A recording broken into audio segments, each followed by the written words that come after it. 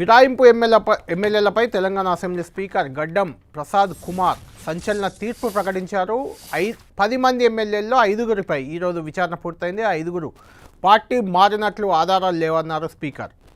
మరో 3గురికి రేపు clean chit ఇచ్చే అవకాశాలు ఉన్నట్లు మనకు తెలుస్తుంది. అయితే దానం కడియం వీళ్ళిద్దరిపై స్పీకర్ ఎలాంటి నిర్ణయం తీసుకుంటారన్న ఉత్కంఠ మాత్రం కొనసాగుతుంది. ఎల్లుండి సుప్రీంకోర్టులో ఫిరాయింపు ఎమ్మెల్యేలకు సంబంధించిన విచారణ మరోసారి జరగనుండగా ఈలోపే స్పీకర్ నిర్ణయం తీసుకున్నారు.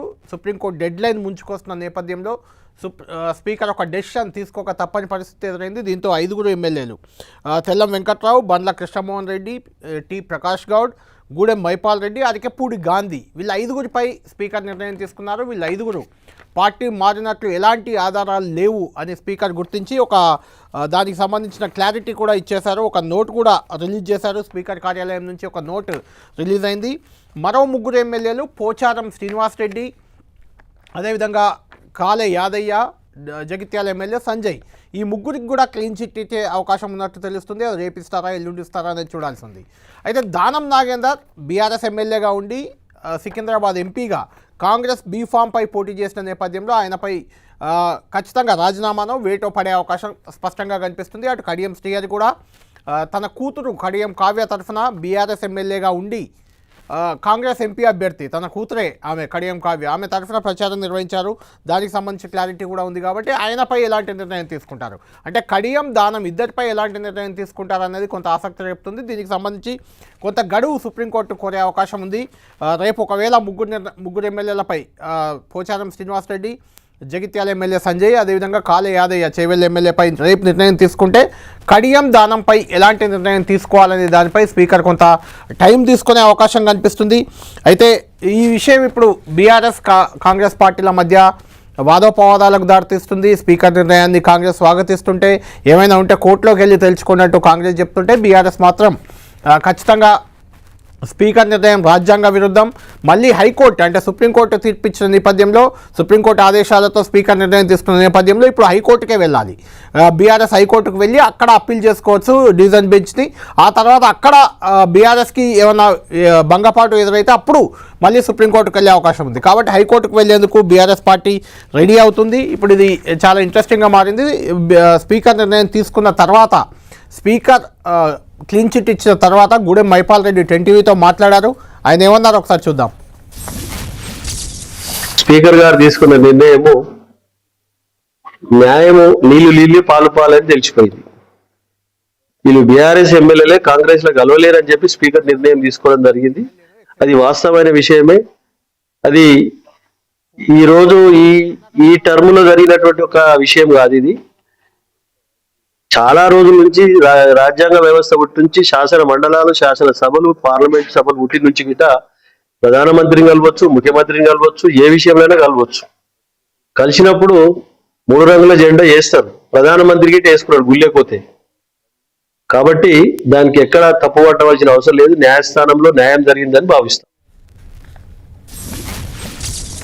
రైట్, మొత్తానికి స్పీకర్ న్యాయం చేశారని ఆనందం వ్యక్తం చేస్తున్నారు పటాన్చెరు ఎమ్మెల్యే గూడెం మైపాల్ రెడ్డి. మనతో పాటు డిబేట్లు జరుగుతున్నారు. కాంగ్రెస్ పార్టీ నుంచి వేములవాడ ఎమ్మెల్యే ప్రభుత్వ విప్ ఆది శ్రీనివాస్ గారు మనకు లైవ్లో అందుబాటులో ఉన్నారు. ఆది శ్రీనివాస్ గారు, ఈ విషయంపై బీఆర్ఎస్ పార్టీ అయితే తీవ్రంగా మనస్తాపానికి గురైంది, ఆవేదనకు గురవుతుంది. స్పీకర్ నిర్ణయాన్ని వాళ్ళు తప్పుపడుతున్నారు. నిజానికి ఇది కొంత ఇబ్బందికర పరిస్థితే ఆది శ్రీనివాస్ గారు. ఎందుకంటే మీతో పాటు ఈ 5గురు ఎమ్మెల్యేలు, మిగిలిన 5గురు ఇంకా నిర్ణయం రావాల్సి ఉంది. జగిత్యాల ఎమ్మెల్యే సంజయ్ కానీ, లేదంటే పోచారం శ్రీనివాసరెడ్డి కానీ, కాలే యాదయ్య, 3గురు, దానం నాగేందర్, కడియం శ్రీహరి కూడా ఉన్నారు. ఈ ఎమ్మెల్యేలంతా మొన్నటి ఎన్నికల్లో తమ అభ్యర్థులు, పార్టీ గుర్తు లేకపోయినా తమ అభ్యర్థులను గెలిపించుకున్నారు సర్పంచులుగా. ఆ గెలిచిన సర్పంచులంతా కూడా కాంగ్రెస్ కోటాలోనే చేరిపోయారు. అంటే కాంగ్రెస్ జాబితా మీరు ఇచ్చారు కదా, మా మద్దతుదారులు ఇంతమంది గెలిచారని, ఆ సంఖ్యలో ఆ సర్పంచులు కూడా ఉన్నారు. వాళ్ళు ఇప్పుడు బీఆర్ఎస్లోనే ఉన్నారని స్పీకర్ తీర్పు ఇచ్చారు. జనంలో వాళ్ళు కాంగ్రెస్ నేతలుగా చలామణి అవుతున్నారు. స్పీకర్ తీర్పు మాత్రం వాళ్ళు బీఆర్ఎస్ అనే చెప్తున్నారు. సాక్ష్యాలు లేవంటున్నారు. నా దగ్గర ఒక సాక్ష్యం ఉంది, మీకు చూపిస్తున్నాను, స్క్రీన్పై చూపిస్తున్నాను.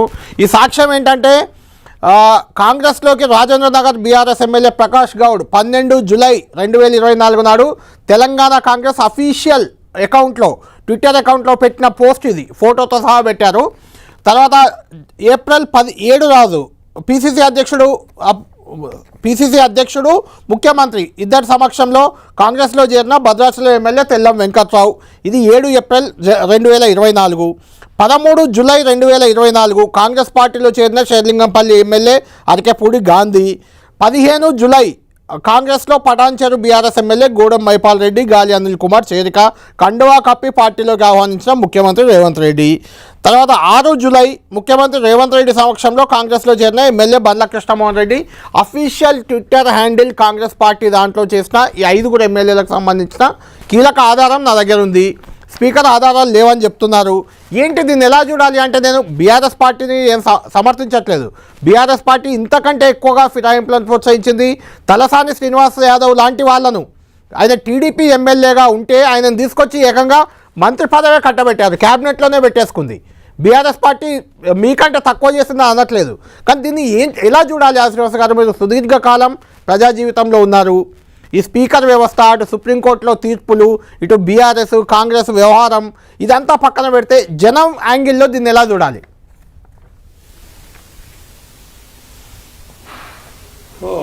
కళ్యాణ్ గారు, ఏ రోజు వచ్చినటువంటి తీర్పులో మెరిట్స్ ప్రకారమే స్పీకర్ గారు ఒక తీర్పు ఇచ్చినట్టుగా నేను భావిస్తాను.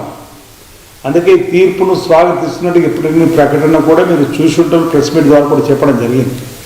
స్పీకర్ ముందున్నటువంటి వారు అంటే ఇప్పుడు 10 షెడ్యూల్ ప్రకారం ఇలాంటి ఫిర్యాదులు వచ్చినప్పుడు ట్రిబ్యునల్ చైర్మన్ హోదాలో ఒక కోర్టు లాగానే అన్ని పక్షాలకు వారు అవకాశం ఇవ్వాలి, అన్ని పక్షాల వాదన వినాలి, అన్ని పక్షాలకు సంబంధించినటువంటి వాదోపవాదాలకు సంబంధించిన పత్రులు చూడాలి.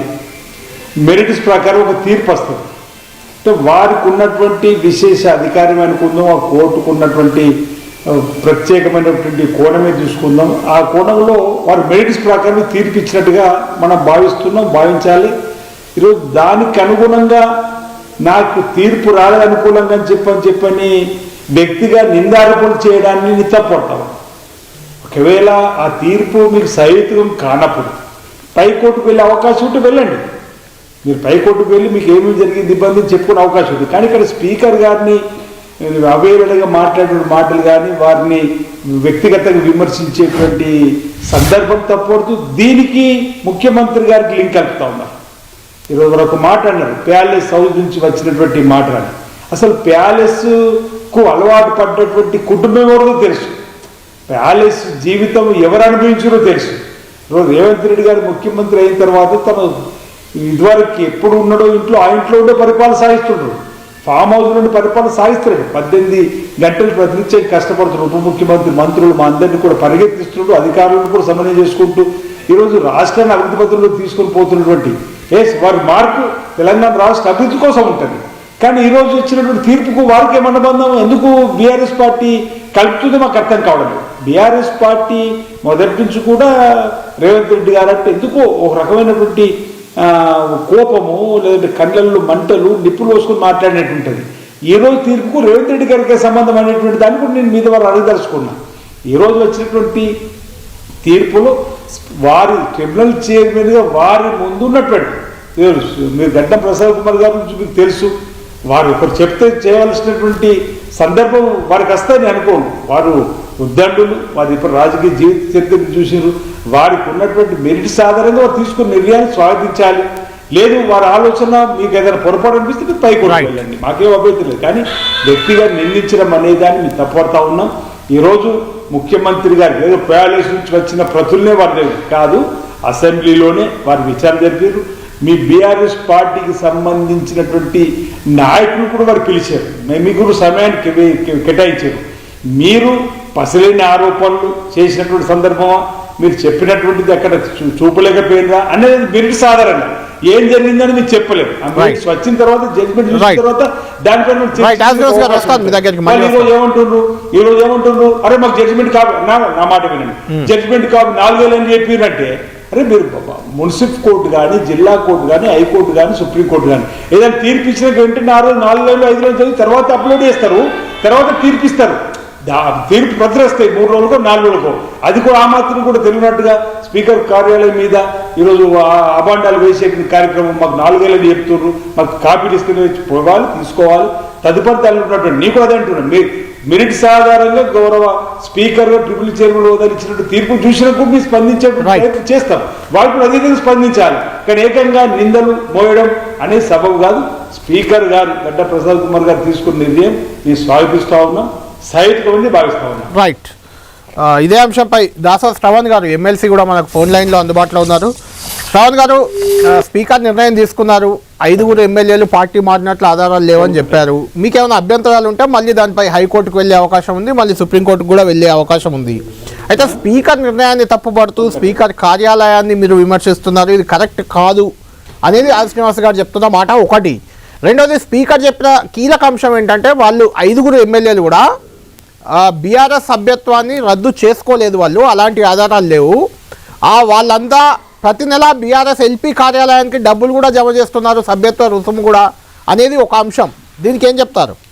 ఇదే అంశానికి సంబంధించి మనం బీఆర్ఎస్ నేతలతో కూడా మాట్లాడదాం. అయితే స్పీకర్ కార్యాలయం నుంచో లేదంటే సంథింగ్ కాంగ్రెస్ పార్టీ నేతల నుంచో కానీ ఈ ఎమ్మెల్యేలు ఎవరైతే ఇప్పుడు క్లీన్ చిట్ ఇచ్చారో 5 ఎమ్మెల్యేలు, వాళ్ళు ఎవరు కూడా రెస్పాండ్ కావద్దు అని ఒక సూచన వాళ్ళకు వెళ్ళినట్లు తెలుస్తుంది. అదే సమయంలో కడియం శ్రీహరి కీలక వ్యాఖ్యలు చేశారు. తాను పార్టీ మారానన్నది అబద్ధమని, తాను కాంగ్రెస్లో చేరానని ఎక్కడా చెప్పలేదు, తాను బీఆర్ఎస్లోనే ఉన్నానంటూ కడియం శ్రీహరి తేల్చి చెప్తున్నారు. అంతేకాదు, తాను బీఆర్ఎస్ సభ్యత్వం రద్దు చేసుకోలేదు. ఇప్పుడే స్పీకర్ కార్యాలయం నుంచి వచ్చిన ఒక నోట్, గెజిట్ నోట్లో కూడా అదే ఉంది.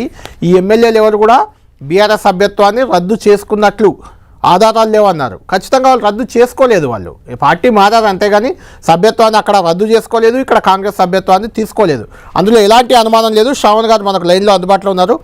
శ్రావణ్ గారు, 2 అంశాలు ఇక్కడ. ఒకటి, స్పీకర్ కార్యాలయం నుంచి వచ్చిన నోట్లో ఆ 5 ఎమ్మెల్యేలకి క్లీన్ చిట్ ఇచ్చారు, వాళ్ళు పార్టీ మారలేదు, వాళ్ళు బీఆర్ఎస్ పార్టీ అని చెప్తున్నారు. అదే సమయంలో వాళ్ళు పార్టీ మెంబర్షిప్ని కూడా ప్రతి నెల బీఆర్ఎస్ ఎల్పీ కార్యాలయాన్ని కడుతున్నాం, మేము బీఆర్ఎస్ సభ్యత్వాన్ని వదులుకోలేదు. కడియం శ్రీహరి కూడా ఇప్పుడే చెప్తున్నారు, ఆయన కూడా బీఆర్ఎస్ సభ్యత్వాన్ని వదులుకోలేదు, కాంగ్రెస్లో చేరామని ఎక్కడా చెప్పలేదు, కాంగ్రెస్ సభ్యత్వం తీసుకోలేదు అని చెప్తున్నారు. స్పీకర్ ఈ ఆధారంగానే, వాళ్ళు ఇచ్చిన వివరణ ఆధారంగానే నిర్ణయం తీసుకున్నారు. అందులో మీకేం తప్పు కనిపిస్తుంది? ఒకసారి మనం రోల్ రివర్సల్ చేసుకుందామా అన్న? మీరు నేను కాండి, నేను మీరు అవుతా. మీరు నన్ను వేసిన ప్రశ్న నేనే మిమ్మల్ని వేసిన, మీరే బీఆర్ఎస్ ప్రతినిధి అయితే ఏం సమాధానం చెప్తారన్నా? ఇవాళ ఒక దుర్మార్గమైనటువంటి ఒక వైపరీత్యం ఇవాళ మనం తెలంగాణలో స్పీకర్ వ్యవస్థ ద్వారా మనం చూస్తా ఉన్నాము. స్పీకర్ వ్యవస్థను ఇవాళ ముఖ్యమంత్రి అండ్ కంపెనీ కబ్జా చేసి పడేసి ఇవాళ రాజ్యాంగేతర శక్తులుగా వ్యవహరించి ఇవాళ ఒక పనికిరాని జడ్జిమెంట్ ఇచ్చినట్టుగా నేను భావిస్తా ఉన్నాను. ఇది ఎట్లుంది అని అంటే, వ్యభిచారం చేసి మళ్ళీ వ్యభిచారం చేసినావా అని చెప్పని, చేయలేదు అని చెప్పని దాటవేత ధోరణికి పాల్పడటం తప్ప ఇంకొకటి లేదు. ముమ్మాటికి వాళ్ళు చేసింది రాజకీయ వ్యభిచారము. దాన్ని బాధ్యత కలిగినటువంటి ఒక స్పీకర్ వ్యవస్థ రాజకీయాలకు అతీతంగా రాజ్యాంగాన్ని కాపాడేటువంటి ఒక శక్తిగా వాళ్ళు నిర్ణయం తీసుకోవాల్సింది పోయి, నేను రాజ్యాంగ శక్తిని కాదు, నేను రేవంత్ రెడ్డి శక్తిని అని చెప్పని రేవంత్ రెడ్డి ఏం రాసిస్తే అది వాళ్ళ ప్రసాద్ గారు చదివినట్టుగా అనిపిస్తా ఉంది. ఇది ఒక దుర్మార్గమైనటువంటి సంప్రదాయాన్ని వాళ్ళ తెలంగాణలో రేవంత్ రెడ్డి గారి నేతృత్వంలో కాంగ్రెస్ పార్టీ వాళ్ళ దీన్ని ముందుకు తీసుకెళ్తా ఉంది. దేశవ్యాప్తంగా జై సంవిధానం ఉండాలా, కానీ తెలంగాణకు వస్తే మాత్రం సంవిధానం తొక్కిపడేయాలా, అనగదొక్కేయాలా అని చెప్పని వాళ్ళు వ్యవహరిస్తా ఉన్నారు. కాబట్టి వాళ్ళకి నా అంబేద్కర్ మీద గౌరవం లేదు, నా రాజ్యాంగం మీద గౌరవం లేదు. అదేదో ఫ్లూక్ల అధికారంలోకి వచ్చిన తర్వాత నిజమైన రంగును చూపెడుతూ ఒక నియంతృత్వ ధోరణిని రాజ్యాంగ వ్యతిరేక శక్తులుగా మారి వాళ్ళు పనిచేస్తా ఉన్నారు. దాసోశ్రవణ్ గారు, అంటే మీ వరకు వస్తే మీకు ఇబ్బందిగా మారింది, కానీ మీరు అధికారంలో ఉన్నప్పుడు గత 10 ఏళ్లలో ఎంతో మంది ఇలా చేర్చుకున్నారు. ఒక పాయింట్ సరే, వాళ్ళందరినీ 2/3 విలీనం చేసుకున్నారు, ఎల్పీని చెప్తారు, అది వదిలేద్దాం. ముఖ్యంగా తలసాని శ్రీనివాస్ యాదవ్ని టీడీపీ ఎమ్మెల్యేని తెచ్చి మీరు మంత్రిని ఇవ్వలేదా? అప్పుడు మీకు రాజ్యాంగం గుర్తు రాలేదా?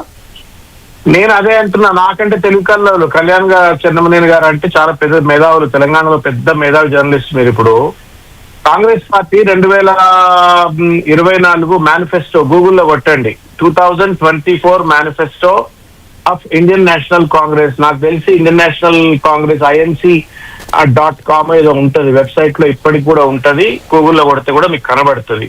దాన్ని వాళ్ళు న్యాయ పత్ర అన్నారు. ఆ న్యాయ పత్రంలో అడ్మినిస్ట్రేటివ్ రిఫార్మ్స్ అని చెప్పి ఏదైతే పట్టుకొస్తామో దాంట్లో భాగంగా మేము 10th షెడ్యూల్ ని ఎట్లా అమెండ్ చేస్తాము అంటే డైరెక్ట్ గా ఇక మళ్ళీ ఏమాత్రం అటు ఇటు లేదు, పార్టీ మారిందంటే స్ట్రైట్ అవే డిస్క్వాలిఫై అయిపోవాలా అంటే ఒక కఠినమైన శిక్ష, మళ్ళీ రాజకీయాలు అడుగుపెట్టని. అశోక్ తవర్ గారు, మేనిఫెస్టోల గురించి చర్చించాల్సి వస్తాయి. మీలాంటి మేధావులకు తెలియంది లేదు. మీరు పెద్దల సభలో ఉన్నారు, మీరు దళితులకు 3 ఎకరాల భూమి ఇస్తున్నారు, ఇవ్వలేదు. అలాంటి చాలా చర్చలు వస్తాయి మేనిఫెస్టోల అంశానికి పోతే.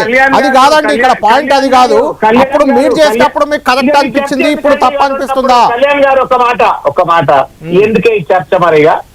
కాదు, అప్పుడు మీరు చేసినప్పుడు కరెక్ట్, తప్ప అని నేను అడుగుతున్నా. స్టేట్ క్వశ్చన్ దండం పెట్టి తినవే. మా ప్రశ్నలు అడుగుడు ఒకటే కాదు, వినడం కూడా ఉండాలా. మీరు డీవియేట్ చేస్తున్నారు ఇష్యూని. If you are justifying to violate a manifesto, if you are justifying an illegality, allowing the illegality, perpetuating the illegality, and you are saying that దళితులకు 3 మరి కేసీఆర్ ఏమైనా పర్ క్యాపిటల్ ఇన్కమ్ 1,15,000 ఉంటే 3.5 లక్షలు తీసుకోవద్దా అని చెప్పని దాంట్లో రాసిందా? 4.5 లక్షల జిఎస్డిపి ఉంటే 15 లక్షల జిఎస్డిపి చేస్తా అని చెప్పని రాసిందా? ఇంటింటికి మంచినీళ్ళు ఇస్తా అని చెప్పని మిషన్ భాగీరథ పథకం ద్వారా మొత్తం కుండలు పెట్టుకొని రోడ్డు మీద కొట్లాడే మహిళలకు ఇంటింటికి మహిళలు ఇస్తా అని చెప్పిండా? చేసుకుంటే ఆడపిల్లలు ఇల్లు అమ్ముకునే పరిస్థితి ఉండే షాదీ ముబారక్ పథకం పెడతా అని చెప్పిండా? ఇవాళ మాల్ న్యూట్రిషన్ తోటి లక్షల మంది పిల్లలు చనిపోతా ఉన్నారు. చనిపోకుండా కేసీఆర్ కిట్ ద్వారా, న్యూట్రిషన్ కిట్ ద్వారా, కేసీఆర్ కిట్ ద్వారా మాల్ న్యూట్రిషన్స్ కానీ లేకపోతే MMR రేట్ అంటాం, అవన్నీ కూడా తగ్గించే విధంగా పనిచేయడం తప్పంటారా? అవేం లెక్కలకు రావా? ఒట్టిగానే మనం మన అన్న ఇవాళ ఒక్క నిమిషం మీరు వినాలా? ఎందుకు చెప్తున్న మాట అంటే ఇది ఒక కీలకమైనటువంటి ఒక ఘట్టం. ధర్మాన్ని వాళ్ళ పూర్తిగా కూడా కూని చేసి వాళ్ళ అధికారంలోకి వచ్చేటప్పుడు ఏమేమి మాటలు చెప్పిండ్రు? భారత్ జోడో యాత్రలు ఏం చెప్పిండ్రు? రాహుల్ గాంధీ జై సంవిధాన్, జై బాపు, జై భీమ్ అని చెప్పని ఎవరు చెప్పిండ్రు? చెప్పిన వాళ్ళు ఏంటి, వాళ్ళు చేస్తున్నది ఏంటి? వాళ్ళ అనర్హత వేటు వెంటనే వేయాలి పార్టీ మారితే అని రాహుల్ గాంధీ చెప్పలేదా? రాహుల్ మేనిఫెస్టోలో పెట్టలేదా? మీరు ఇప్పుడు చేస్తుంది ఏంటి అనేది బీఆర్ఎస్ ప్రశ్న, ఆ జనం ప్రశ్న కూడా. ఈవెన్ నేను మా కాంగ్రెస్ ప్రభుత్వం కేంద్రంలో వస్తే అనర్హత వేటు సంబంధించిన అంశంలో చట్టం తీసుకురావడం కోసం ప్రయత్నం చేస్తాం. మేనిఫెస్టో పెట్టిన మాట వాస్తవమే. దానికి సంబంధించి రేపు ప్రభుత్వం కేంద్రం అధికారంలోకి వచ్చిన తర్వాత చట్టం నేను కూడా బాధితున్నా, అందులో ఇబ్బంది ఏం లేదు. తుంగలే తొక్కలేము. ఇప్పుడు రాజ్యాంగేతర శక్తిగా కళ్యాణ్ గారు రాజ్యాంగేతర శక్తిగా ప్రజాస్వామ్యాన్ని కూని చేసింది అన్నాడు కేసీఆర్ ప్రభుత్వం. మనం అందరం కూడా చూసినాం, అన్నప్పుడు తెలుసు. ఈరోజు కాబట్టి మాట్లాడే ప్రయత్నం చేస్తున్నాం. ఇక్కడ మెరిట్స్ ప్రకారం వచ్చిన తీర్పుగా చూడండి. మీకు తప్పులు అనిపిస్తే పైకోర్టుకు వెళ్ళమంటున్నాం. మీరు వ్యక్తిగా ఎందుకు నిందిస్తున్నారు మా స్పీకర్ గారిని చెప్పనేటువంటి దానికి సమాధానం చెప్పాలి. ఈరోజు మీకు అనుకూలమైన తీర్పు వస్తే మెచ్చుకుంటారు, మీకు అనుకూలమైన రాకపోతే మా గడ్డ ప్రసాద్ కుమార్ గారిని మీరు విమర్శిస్తారా అంటున్నారు. ట్రిపుల్ చైర్మన్ హోదాలో కోర్టుకు సంబంధించినటువంటి పరిధేందో మీకు తెలుసు. అందులో ఉన్నటువంటి వాదోపవాదాలు విన్న తర్వాత మీ బీఆర్ఎస్ పార్టీ కూడా అవకాశం ఇచ్చిన తర్వాత మెరిట్స్ ప్రకారం వారు ఇచ్చిన తీర్పును మీరు స్వాగతించాల్సింది పోయి, లేదు ఆ తీర్పులో మీకు అపనమ్మకం ఉంటే మీకు నచ్చినట్టు పైకొట్టుకోవాలని చెప్పి వ్యక్తిగా ఏ విధంగా మీరు విమర్శిస్తారు? దానికి రేవంత్ రెడ్డి గారు శక్తి అని చెప్పి ఎలా కలుపుతారు? మీరు అంటున్నా ఈరోజు జుబ్లీహిల్స్ ప్యాలెస్ అంటారు. అసలు ప్యాలెస్ సంస్కృతి ఈ తెలంగాణ తీసుకొచ్చింది ఎవరు? గడిల సంస్కృతి తీసుకొచ్చింది ఎవరు? కల్వకుంట్ల కుటుంబం రేవంత్ రెడ్డి గారు సర్కార్ మీద మీరు ఆరోపణ చేస్తున్నప్పుడు మీరు గుండె మీద చేసేసుకోండి. ఆనాడు మీ ప్యాలెస్ నుంచి పరిపాలించింది మీరు. ఈరోజు ముఖ్యమంత్రి అయినా తన సొంత నుంచి పరిపాలన చేస్తూ ప్రతినిత్యం 18 గంటలు మీరు ఫామ్ హౌస్ పరిపాలించినటువంటి సంస్కృతి. ఈరోజు మీ అయ్యాలు 38 సార్లు నాకంటే ముందు కళ్యాణ్ గారు చక్కగా చెప్పారు ప్రజలకు. తలసాని శ్రీనివాసరావు గారు ఎట్లా మంత్రి ఇచ్చారు, సవితమ్మకి ఎట్లా మంత్రి పదవి ఇచ్చారు, ఓవైపు కాంగ్రెస్ పార్టీ టికెట్ మీద గెలిచి, ఓవైపు టీడీపీ పార్టీ మీద గెలిచి. ఈరోజు నేనేమంటున్నా సార్, రాజకీయాలు మీరు మాట్లాడితే మీరు రాజకీయాలు మాట్లాడతారు. దళితుల ముఖ్యమంత్రి చేయలేరు, దళితుల 3 ఎకరాలు ఇవ్వలేరు, దళిత బంధు ఇవ్వలేదు, బీసీ బంధు ఇవ్వలేదు, గిరిజన బంధు ఇవ్వలేదు, మైనార్టీ బంధు ఇవ్వలేరు, నిరుద్యోగులకి ఏది ఇవన్నీ కూడా నేను చెప్పచ్చు.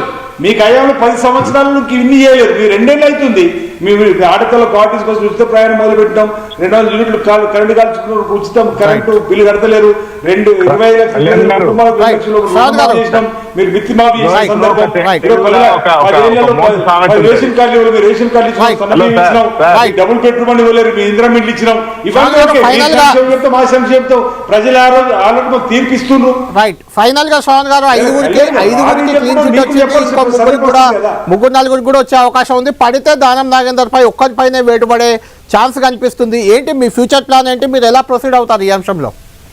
మేము తప్పనిసరిగా ప్రజాస్వామ్యబద్ధంగా పోరాడతాము. కాకపోతే ఏంటంటే మోటు సామెత ఉందండి, అధికారంలోకి రావడం కోసం వద్దులేండి ఎన్ని మోటు అడ్డం- సామెతలు పబ్లిక్ గా ఎందుకు కానీ చెప్పండి. పర్లేదు, మోటు సామెతలు పబ్లిక్ తెలిస్తే కూడా తెలియాలి కదా. ఏమంటారు కదా, కొప్పున్నా ఏసీ గేసినా అందంగా ఉంటుందని చెప్పని మేము అధికారంలో ఉన్నాం కాబట్టి ఎన్ని అబద్ధాలు ఆడినా చెల్లుబాట్లు అవుతాయి, ఎన్ని వాగ్దానాలు చేసి వాటిని అమలు చేయకపోయినా చెల్లుబాటు అవుతుంది. కళ్ళబొల్లి మాటలు చెప్పి మసిపూసి మారడికాయలు చేసి ప్రజలను మభ్యపెట్టి ఓట్లు దండుకొని ఇవాళ పతిమిత మాటలని చెప్పి వాళ్ళ ఇష్టం వచ్చినట్టుగా ఇవాళ ఒక చిల్లర ప్రయత్నానికి ఈ రోజు ప్రభుత్వం పాల్పడతా ఉంది. ఇది ప్రజలు గమనిస్తా ఉన్నారు. మేము మేనిఫెస్టోలో పెట్టుకొని మళ్ళీ మేము మోసం చేస్తాము. అయినా కానీ మళ్ళీ మేము గత ప్రభుత్వానికి చేస్తే అది చేస్తే అని చెప్పని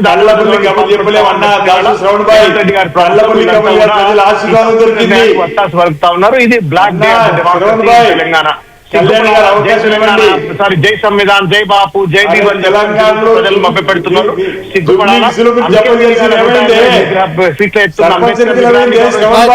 థ్యాంక్ యూ శ్రవణ్ గారు, థ్యాంక్ యూ రాజ్యాంగాన్ని అమలు చేస్తా ఉన్నారు. Right thank you very much. మొత్తానికి ఫిరాయింపు ఎమ్మెల్యేల వ్యవహారం ఒక కంక్లూజన్కి వచ్చినట్లు కనిపిస్తుంది. దాదాపు 2 ఏళ్లుగా కూడా మొదట్లోనే తెల్లం వెంకట్రావు 7 ఏప్రిల్ 2024లో దాదాపు ఏడాదిన్నర క్రితమే ఆయన కాంగ్రెస్లో చేరారు. అప్పటి నుంచి మొదలైన ఈ వ్యవహారం కంటిన్యూ అవుతూ వచ్చింది. సుదీర్ఘ విచారణలు, వాదోపవాదాలు అన్నీ స్పీకర్ సమక్షంలో జరిగాయి, అటు కోర్టులో జరిగాయి. ఓవరాల్గా దీనికి ఒక క్లారిటీ ఇచ్చేందుకే స్పీకర్ రెడీ అయిపోయారు. ఐదుగురిపై వేసిన అనర్హత పిటిషన్లను స్పీకర్ కొట్టివేశారు. వాళ్ళు పార్టీ మారినట్లు, కాంగ్రెస్లో చేరినట్లు ఎలాంటి ఆధారాలు లేవని 5 ఎమ్మెల్యేలు అరికెపూడి గాంధీ, ప్రకాష్ గౌడ్, అదేవిధంగా తెల్లం వెంకట్రావు, బండ్ల కృష్ణమోహన్ రెడ్డి, గూడెం మైపాల్ రెడ్డి 5 క్లీన్ చిట్ ఇచ్చారు. పోచారం శ్రీనివాసరెడ్డి, జగిత్యాల ఎమ్మెల్యే సంజయ్, అదేవిధంగా చేవెళ్ళ ఎమ్మెల్యే కాలయ్య యాదయ్యకు కూడా క్లీన్ చిట్ ఇచ్చే అవకాశం కనిపిస్తుంది. ఇప్పటి వరకు కడియం శ్రీహరి, ఈ రోజు వరకు కడియం శ్రీహరి, దానం నాగేందర్ స్పీకర్ నోటీసులకు వివరణ ఇవ్వలేదు. కొద్దిసేపటి క్రితమే కడియం శ్రీహరి కూడా రియాక్ట్ అయ్యారు. ఆయన వివరణ ఇచ్చారు. తాను బీఆర్ఎస్ పార్టీ సభ్యత్వాన్ని వదులుకోలేదు, కాంగ్రెస్ సభ్యత్వాన్ని తీసుకోలేదంటూ ఆయన క్లారిటీ ఇచ్చారు. దీంతో 4 కడియం శ్రీహరికి కూడా క్లీన్ చిట్ ఇచ్చే అవకాశం ఉంది. ఆయనపై కూడా ఎలాంటి చర్యలు ఉండే ఛాన్స్ కనిపిస్తలేదు. కేవలం దానం నాగేందర్ మాత్రమే బీఆర్ఎస్ ఎమ్మెల్యేగా, ఖైరతాబాద్ ఎమ్మెల్యేగా ఉండి సికింద్రాబాద్ కాంగ్రెస్ ఎంపీ అభ్యర్థిగా పోటీ చేశారు కాబట్టి క్లియర్ ఆధారాలు అక్కడ కనిపిస్తున్నాయి. దాంతో ఆయన ఒక్కరిపై మాత్రం అనివార్యంగా ఏదో ఒక చర్య తీసుకోవాల్సిన పరిస్థితి కనిపిస్తుంది. కాంగ్రెస్ పార్టీ అఫీషియల్ హ్యాండిల్లో వాళ్ళు ఎమ్మెల్యేలు చేరినప్పుడు, కాంగ్రెస్లో చేరినట్లున్న ఆధారాలు బీఆర్ఎస్ పార్టీ సోషల్ మీడియాలో పెద్ద ఎత్తున సర్క్యులేట్ చేస్తుంది. మరి దీనిపై జనం ఎలాంటి తీర్పు చెప్తారో, రానున్న ఎన్నికల్లో ఎలాంటి పరిస్థితి ఈ ఎమ్మెల్యేలు ఎదుర్కోబోతున్నారు, ఏం జరగబోతుంది, తర్వాత హైకోర్టుని బీఆర్ఎస్ ఆశ్రయించబోతుంది, ఆ తర్వాత సుప్రీంకోర్టుకు కూడా వెళ్ళే అవకాశం ఉంటుంది. కోర్టుల్లో ఎలాంటి నిర్ణయాలు రాబోతున్నాయి, స్పీకర్ వ్యవస్థకి న్యాయ వ్యవస్థకు మధ్య ఎలాంటి పరిస్థితి ఉండబోతుంది, మనం వేచి చూడాలి. ఇది ప్రైమ్ టైమ్ డిబేట్.